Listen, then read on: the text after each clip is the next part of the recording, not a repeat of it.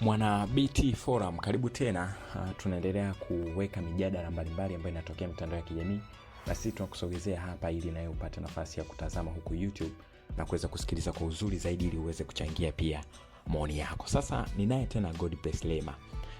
Ameandika naye kuhusiana na taarifa ya kesi ya uhaini dhidi ya Lissu kuendelea Februari 9 mwaka huu. Baada ya taarifa hiyo kutoka, naye akawa ana maoni haya. Kumbuka kwamba Mheshimiwa Lissu amekuwa gerezani kwa takriban karibu mwaka sasa. Maana yake ni mwezi wa 4.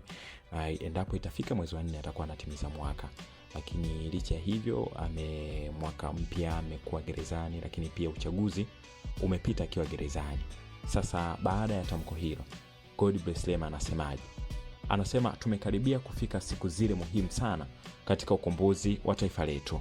Anasema mateso uliopitia kuanzia kupigwa risasi hata kufanywa mlemavu hadi sasa kuishi jela hukuyastahili kabisa, lakini umethibitisha upendo mkubwa kwa nchi yako.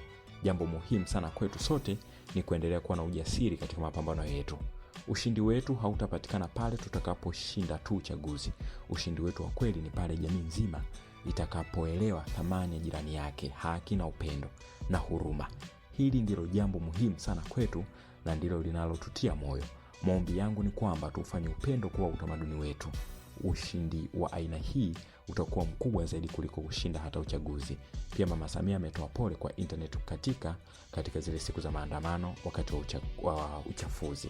Ameandika hivyo yeye kama sehemu ya kumwishi Tundu Lissu, lakini Lema anaandika kama kana kwamba kesi imeisha, yani kama wanaenda kushinda na Lissu anaenda kutoka.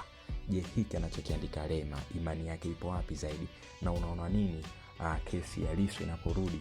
Huenda je kuna tumaini jipya kwa hawa wa Chadema na wafuasi wao? Hebu shiriki nami na wewe kwa maoni yako hapo chini.